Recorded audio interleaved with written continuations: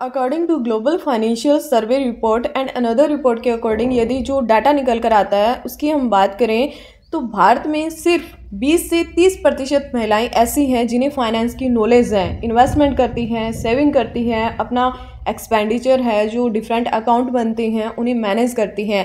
लेकिन हमारी 70% महिलाएं ऐसी हैं आज भी उन्हें फाइनेंस की नॉलेज नहीं है।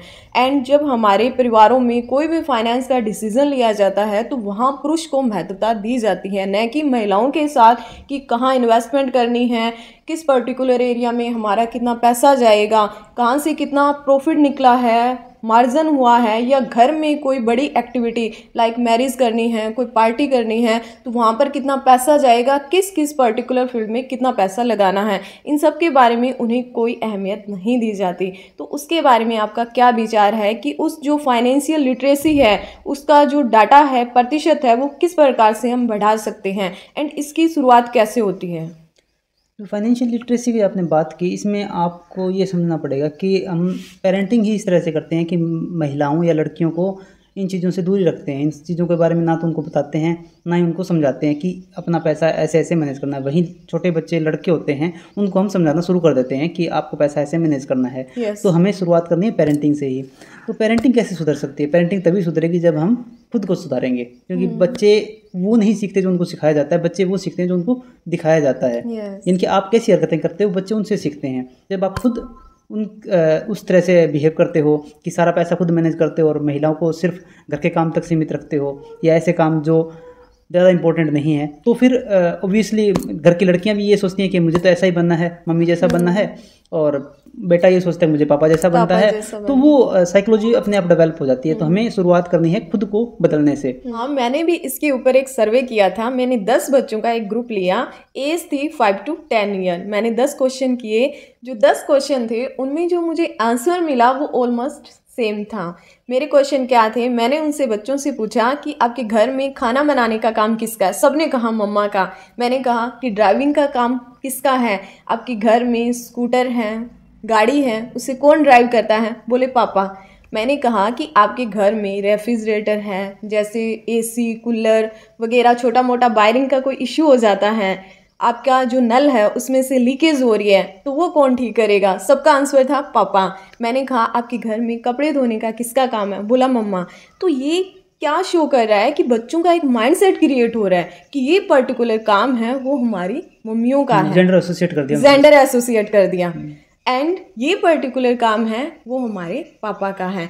एंड बॉयज़ की एक थॉट प्रोसेसिंग थी कि हमें पापा जैसा बनना है, एंड जो गर्ल्स थी उनकी थॉट प्रोसेसिंग थी कि हमें हमारी मम्मियों जैसा बनना है। नेचुरल है वैसे तो, वो तो समझ ही रहे हैं कि हम इन जैसे बनेंगे और वो इन जैसे बनेंगे। और सर उसमें सबसे इंटरेस्टिंग बात क्या थी कि जब मैंने मेरा 10th क्वेश्चन किया और वो क्वेश्चन था कि जो फाइनेंस के डिसीज़न है, देखो बच्चे हैं तो मैंने उन्हीं की लैंग्वेज में बात की कि जब मान लो आपके घर में पैसा आता है, वो पैसा हम किसी दूसरे को देते हैं, उससे काम करवाते हैं, तो उन सब का जो पॉकेट में से पैसा निकाल कर कौन देता है? तो सब ऑलमोस्ट 10 बच्चों ने आंसर दिया कि वो मेरे पापा करते हैं। एक बात और भी देखी गई है कि अक्सर काम को लेकर, पैसे को लेकर हस्बैंड वाइफ हैं उनके बीच में खींचातानी चलती हैं, झगड़े हैं, दूरियां हो जाती हैं। बिकॉज मेल कहता है, पुरुष कहता है कि मैं पैसा कमाता हूँ, वहीं महिला कहती है कि मैं घर को संभालती हूँ, मैं बच्चों को संभालती हूँ, आपके पेरेंट्स को संभालती हूँ। या जो वर्किंग वूमेन है वो ये सोचती है कि हम घर भी संभालते हैं और पैसा भी कमाते हैं। इनके चलते जो हस्बैंड वाइफ का रिलेशनशिप है उसमें ईयर बाय ईयर दूरियाँ बढ़ती जा रही है। एंड जो हमारा यूथ है वो मैरिज न करने का डिसीज़न ले रहा है। तो किस प्रकार से ये चीज़ें मैनेज की जाए ताकि उनमें दूरियाँ कम हो, उनके रिलेशनशिप में सुधार हो? इसमें तो मैं ये कहना चाहूँगा कि हम है ना, जैसे जेंडर इक्वलिटी की बात करते हैं, हम इक्वल नहीं है जी, मेल और फीमेल इक्वल नहीं है। हम इसको एग्जांपल लेते हैं कुछ अलग तरीके का ताकि हम अच्छे से समझ पाएँ। जैसे हम 2 जानवरों का एग्जांपल लेते हैं, एक हाथी है, एक घोड़ा है। हाथी अलग है, घोड़ा अलग है। हाथी अपनी ताकत से जाना जाता है, घोड़ा अपनी फुर्ती से जाना जाता है, बहुत तेज दौड़ सकता है। हाथी जितनी स्पीड से दौड़ता है, घोड़ा उससे शायद 10 गुना तेजी से दौड़ सकता है। लेकिन जितना घोड़े में जोर होता है, हाथी में उससे 10 गुना जोर होता है। इन दोनों का कोई मुकाबला नहीं है। पर ये दोनों अगर मिल के काम करें तो बड़े से बड़े चैलेंज को ये पार कर सकते हैं। यही चीजें हमें स्ट्रेंथ आ गई एंड फुर्ती आ गई, स्पीड आ गई। जहाँ तक मुझे ध्यान है कि घोड़ा है वो काफ़ी तेज़ी से दौड़ता है, बिल्कुल और बिल्कुल। हाथी है उसमें स्ट्रेंथ है, स्टेमिना है। तो उसी प्रकार से नारी एंड पुरुष है, इसमें दिनकर जी ने भी अर्धनारीश्वर, शायद आपने पढ़ा होगा, बिल्कुल बिल्कुल। उसमें बहुत अच्छे तरीके से ये बातें एक्सप्लेन की गई हैं। उन्होंने हमें एक डायरेक्शन दी है कि नारी का अपना कर्तव्य होता है एंड पुरुष का अपना कर्तव्य होता है। इन दोनों में कुछ एक मतलब वर्क एक्सचेंज होना चाहिए।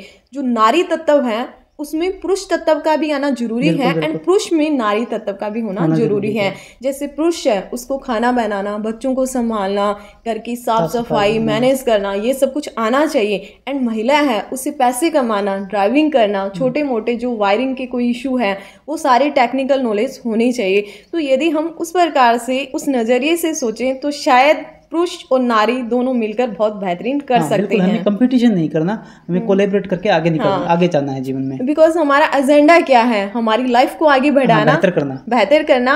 और उस लाइफ को देखकर हमारे बच्चे अपनी लाइफ में बेहतर हाँ, और आगे करेंगे। जाएंगे। मेन मोटिव यही होता है, शांति चाहिए, सुकून चाहिए। तो ये कंपटीशन से नहीं आए। यदि हम एक दूसरे का को सपोर्ट करें एंड एक दूसरे की रिस्पेक्ट करें, लव करें, तो शायद ये आगे जर्नी चल सकती है। PLFS 2024-25 की रिपोर्ट की यदि हम बात करें, जो वर्कफोर्स कार्यबल में महिलाओं का प्रतिशत है वो 41% है, यानी 41% है। लेकिन यदि हम पुरुष की बात करते हैं तो ये 78-78% है। जो ये डिफरेंस है, यानी स्पष्ट शब्दों में कहें, यदि 100 व्यक्ति काम करते हैं तो उनमें से केवल 29 महिलाएं काम करती है। तो ये एक डिफरेंस है, ये क्यों है एंड किस प्रकार से कम किया जा सकता है? तो जो आपने बोला कि कार्यबल में हिस्सेदारी, यानी कि एम्प्लॉयमेंट की बात कर लेते हैं। यस। तो एम्प्लॉयमेंट देश में मोटे तौर पर दो हिस्सों में बांट कर देखा जा सकता है। एक तो होता है फॉर्मल सेक्टर, एक होता है इनफॉर्मल सेक्टर।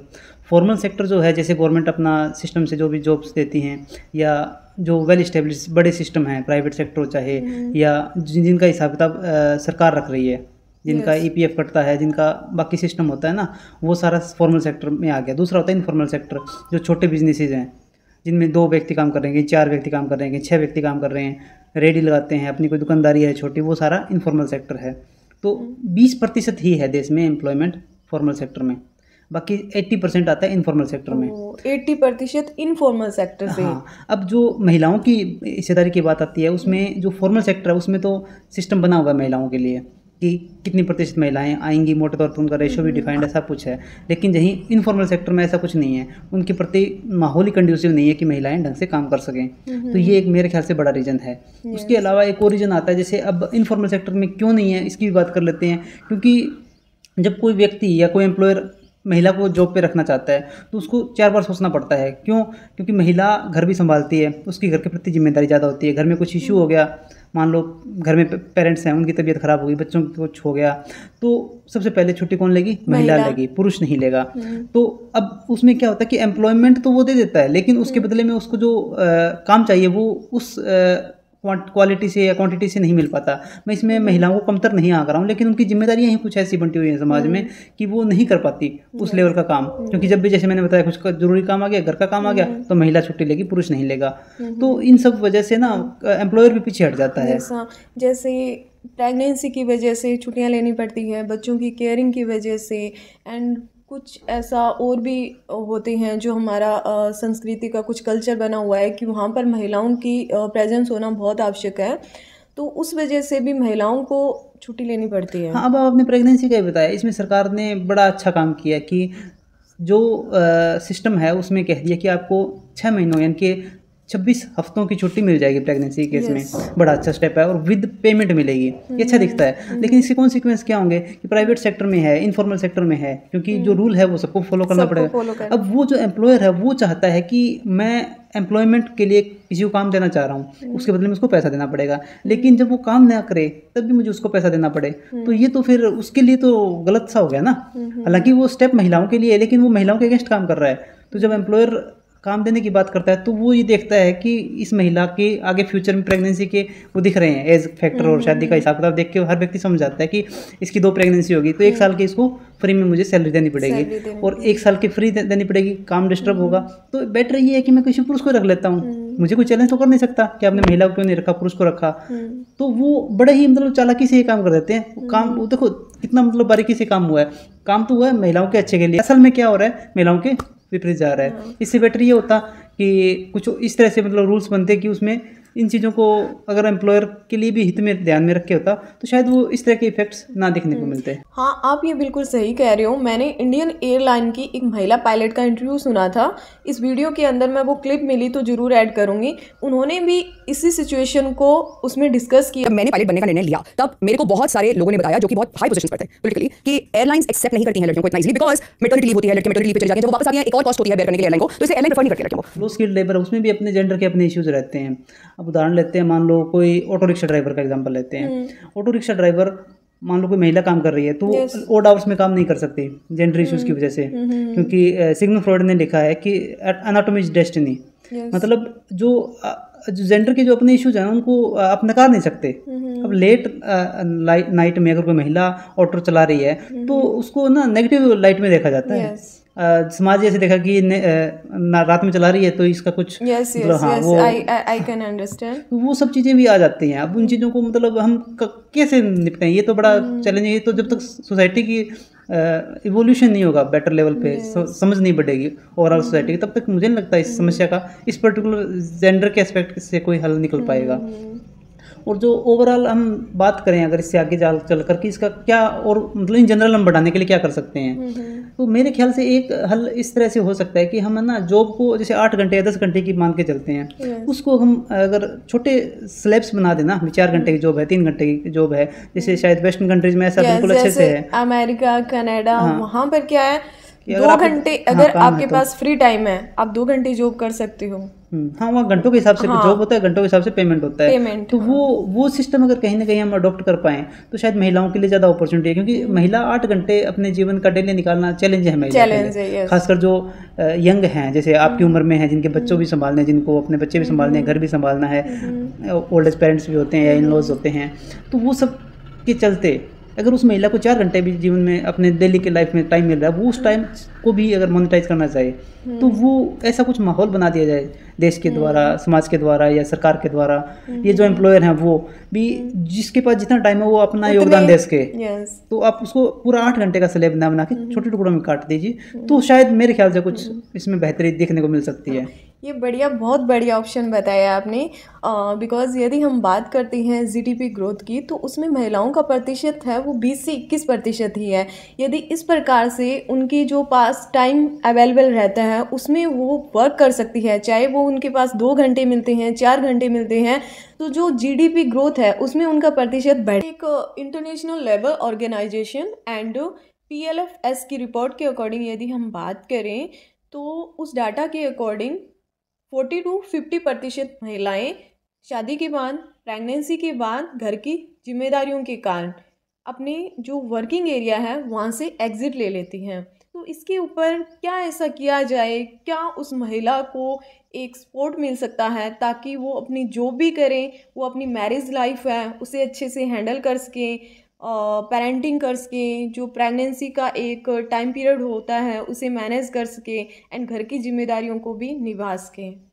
इसमें देखो पेरेंट्स का रोल मेरे ख्याल से ज़्यादा रहेगा। जिनके पेरेंट्स और इन लॉज, जिनके लड़के के पेरेंट्स और लड़की के पेरेंट्स, वो अगर समझें कि हमें अपनी बहू का या बेटी का सपोर्ट करना है और उसके जो भी ये मुश्किल टाइम रहता है प्रेगनेंसी का, डिलीवरी का, और उस टाइम में जो जॉब जो कर रही हैं या जो काम कर रही हैं वो काम उसका छूटा है, जो थोड़े दिनों के लिए तो बिल्कुल छोड़ना पड़ेगा, छुट्टी ले लो या जो भी सिस्टम रहता है, लेकिन उसके बाद में वो जल्दी से काम पे जा सकें। जब वो जल्दी से काम पे जाएं तो उसके बच्चे को संभालना, वहाँ उनकी अगर वो हैंड होल्डिंग कर पाए उनके पेरेंट्स या इन लोग जो भी, जैसे मैं बता चुका हूँ, तो मेरे ख्याल से इसमें आगे जा सकते हैं। जो पेरेंट्स ऐसे करते हैं उनके परिवार भी आगे बढ़ता है, उनके बच्चे भी बेटर मतलब सुकून में रहते हैं, क्योंकि उनको पता है कि देखो बच्चों को संभालने के लिए आप हायर नहीं कर सकते, घर के कामों के लिए किसी को भी हायर कर सकते हो, और बच्चों को अपने देश में अभी इतना सिस्टम डेवलप नहीं हुआ है, और बच्चों के प्रति दिल भी धड़कता है, जो खासकर जो यंग पेरेंट्स हैं, तो वो नहीं देना चाहते कि 6 महीने के बच्चे को किसी को संभाला दिया और आप पूरे दिन संभालो, हम शाम को आके आपसे ले जाएंगे, ऐसा नहीं करते। वो बेटर कहते हैं कि हम काम ही छोड़ देते हैं, बच्चे को तो अच्छे से संभालेंगे। एज ए मदर हमारा जो एक बच्चे के साथ इमोशनल अटैचमेंट होता है, तो हम ये नहीं चाहते कि हम हमारा वो छोटा सा बच्चा किसी दूसरे को सौंप दें। हमारे पेरेंट्स हो सकते हैं, इन लॉज हो सकते हैं, यदि वो हमारे बच्चों को संभालेंगे तो हमारे माइंड में एक सुकून रहेगा, हम रिलैक्स हैं कि हमारा बच्चा सेफ हैंड्स में, सेफ है, सिक्योर है, अच्छे हाथों में है। जिन लोगों ने हमारी पेरेंटिंग की है वही हमारे बच्चे को संभाल रहे हैं, लेकिन हम उसके लिए केयर टेकर नहीं रख हाँ, सकते। नहीं रख सकते बिल्कुल। वो कंडीशन होती है, मदर के लिए बहुत मुश्किल होता है। उस सिचुएशन में वो सोचती है कि मैं मेरी जॉब से एग्जिट ले लेती हूँ। हाँ, उसके लिए वो रास्ता कन्वीनियंट दिखता है उसको। हाँ, क्योंकि वो अपने बच्चे को किसी अन्य व्यक्ति के हाँ, हाथों में हाँ, नहीं, वो कॉम्प्रोमाइज नहीं कॉम्प्रोमाइज नहीं करना नहीं चाहती। करेगी। एंड जहाँ तक मैं सोचती हूँ कि इसमें पति का इतना रोल नहीं रहता, हाँ, क्योंकि उसका थोड़ा सा रोल आ सकता है कि बिल्कुल जो डिलीवरी वाले टाइम छुट्टी ले सकता है, छुट्टी लेनी भी ले चाहिए, बट ज़्यादा लंबे टाइम तो फिर वो वहाँ भी नहीं हो सकता ना फिर मैनेज। वो तो एक ही बात होगी ना, हाँ, फिर उसकी कि जॉब जो छूटेगी। 2 व्यक्ति काम कर रहे हैं इसमें से एक को तो जॉब छोड़नी हाँ, पड़ेगी। फिर वो वाला तो वो सिचुएशन हो फिर जाए। महिला ही कोई ज़्यादा करेंगे ना, बिकॉज महिला एक इमोशनल क्रिएचर है। हाँ, एंड उसका इमोशन बच्चे ज़्यादा वो को है। संभालना, देख रेख करना वो फीमेल्स को अच्छे बेहतरीन तरीके से आता है। तो फिर वहाँ पति भी कहेगा अपनी पत्नी को जॉब छोड़ने के लिए। एंड इसका सबसे बेहतरीन सॉल्यूशन यही है कि जो हमारे पेरेंट्स हैं, चाहे वो इन लॉज हैं, उन्हें आगे आना चाहिए, उनको हैंड होल्डिंग हाँ करनी है। जी। अब मैं आपसे 2 ऐसे क्वेश्चन करूंगी जिनका आंसर आपने सिंगल लाइन में देना है। मेरा सबसे पहला क्वेश्चन आता है, वो ऐसा कौन सा फॉर्मूला हो सकता है जिससे कोई व्यक्ति ये जान सकता है कि वो सही रास्ते पर जा रहा है या गलत दिशा में जा रहा है? इसमें मैं बिल्कुल सिंपल सा फॉर्मूला देना चाहूँगा कि जब व्यक्ति कोई सोता है और उठता है, यानी कि जब नींद में होता है, तब उसकी वेल्थ बढ़नी चाहिए, चाहे वो 0.001% बढ़े। ओके। और जब वो उठकर दिन में काम करता है, जगता है, तो उसका लर्निंग लेवल बढ़ना चाहिए। वो जितना इंटेलिजेंट है, जितना लर्निड पर्सन है, जब सोते वक्त उससे थोड़ा सा ज़्यादा होना चाहिए, चाहे कितना भी मामूली सा ही 1% होना चाहिए। तो ये फॉर्मूला है। अगर वो ग्रोथ के रास्ते पे है तो वो बढ़ने चाहिए, अगर वो घट रहे हैं तो वो पतन के रास्ते पे है। ये सिंपल सा फॉर्मूला है। ओके, जो कि ग्रोथ 0.001% भी नहीं हो सकती है, बिल्कुल कम हो सकती है, लेकिन होनी चाहिए। हाँ। कुछ ना कुछ नया सीखो जब आप जग रहे हो, और ऐसा कुछ बनाओ कि जब आप सो रहे हो तो वो वेल्थ बढ़े आपकी। हाँ, बिल्कुल। ओके, बहुत अच्छा आंसर दिया आपने। सेकंड क्वेश्चन मेरा ये है कि जो after marriage husband and wife के बीच में एक दूरियां बढ़ती जा रही हैं, एंड जो year by year, day by day अगर हम बात करें तो ये गैप बढ़ता ही जा रहा है। इसे कम होना चाहिए था, बिकॉज मैरिज के बाद हम एक दूसरे को जानते हैं, परखते हैं, एक दूसरे के इमोशन समझते हैं, शेयरिंग होती है, तो ये गैप कम होना चाहिए था। बल्कि हमारा जो इमोशनल अटैचमेंट होता जा रहा है, तो उसकी वजह से हमारे जो रिश्ते हैं, रिलेशनशिप है, उसमें हैप्पीनेस का फैक्टर बढ़ना चाहिए था। लेकिन अगर मैं आज की बात करूं तो ये डे बाय डे घटता जा रहा है। तो ऐसा कौन सा एक ट्रिक है, मैजिक है, जिसकी वजह से हस्बैंड वाइफ का रिलेशनशिप है जो बहुत बेहतर बन जाए? इसमें देखो, हस्बैंड और वाइफ में सिंपल सा रूल है। हस्बैंड को क्या चाहिए? रिस्पेक्ट चाहिए। रिस्पेक्ट। वाइफ को चाहिए लव। अब ये साइकिल होता है, हस्बैंड लव देता है, वाइफ रिस्पेक्ट देती है, लेकिन कहीं से वो साइकिल ब्रेक हो जाता है। एक बंदा एक चीज़ देनी बंद कर देता है। फॉर एग्जांपल मैं कहता हूँ कि हस्बैंड ने लव देना बंद कर दिया, तो वाइफ रिस्पेक्ट देना बंद कर देगी, तो वो सर्कल टूट जाता है। फिर हस्बैंड और कम कर देगा तो वो खत्म हो जाता है। लेकिन हमें ऐसा नहीं करना है। हमें इरिस्पेक्टिव ऑफ एनीथिंग ये चीज़ प्रोवाइड करनी है। हस्बैंड की ड्यूटी है कि वो अपनी वाइफ को लव करे, और वाइफ की ड्यूटी है कि वो हस्बैंड को रिस्पेक्ट करे। एंड आई थिंक जो रिस्पेक्ट एंड लव हैं वो मैजिकल वर्ड हैं। यदि वाइफ एंड जितने भी महिलाएं एंड जितने भी पुरुष इस वीडियो को सुन रहे हैं, यदि आप अपना जो हस्बैंड वाइफ का, पति पत्नी का एक रिलेशनशिप है, उसमें मधुरता लाना चाहते हो, तो आपने सिर्फ एक ही काम करना है। जो पत्नियां हैं, जो लेडीज़ हैं, महिलाएं हैं, उन्होंने अपनी पति को रिस्पेक्ट देनी है, आदर भाव देना है, इरिस्पेक्टिव ऑफ एनीथिंग। चाहे वो अच्छा है, बुरा है, कैसा भी है, वो आपका पति है एंड आपने उनकी रिस्पेक्ट करनी है। एंड पुरुष हैं, उन्होंने अनकंडीशनल, कंडीशन कोई भी हो, चाहे आपकी वाइफ कैसी भी हैं, उसमें कमियां हो सकती है, उसमें खूबियां हो सकती हैं, उन्हें आपने एक्सेप्ट करके उसे अनकंडीशनल लव देना है। एंड यदि आप एटलीस्ट 21 डेज तक इस ट्रिक को आजमाते हो, तो आफ्टर 21 डेज यू फाइंड कि आपका जो रिलेशनशिप है वो कुछ अलग ही होगा। दोनों के बीच में इतना गैप था तो इतना हो जाएगा। मीन्स आपका जो एक लव का जो फैक्टर है वो डे बाय डे इंक्रीज़ होगा, न कि डिक्रीज़ होगा। तो इस जो डिस्कशन था, हमने बहुत सारी बातें की हैं, उनके ऊपर आपका यदि कोई विचार हैं एंड कैसे हम सोसाइटी को चेंज कर सकते हैं, जो फाइनेंशियल लिटरेसी है उसके बारे में हम महिलाओं को कैसे अवेयर कर सकते हैं, इन सब के बारे में यदि आपका कोई विचार हो, आपका कोई सजेशन हो तो उसे आप कमेंट सेक्शन में ज़रूर साझा करें एंड हमें फीडबैक दें कि आपको ये डिस्कशन कैसा लगा। वीडियो के अंत तक बने रहने के लिए आपका बहुत बहुत धन्यवाद।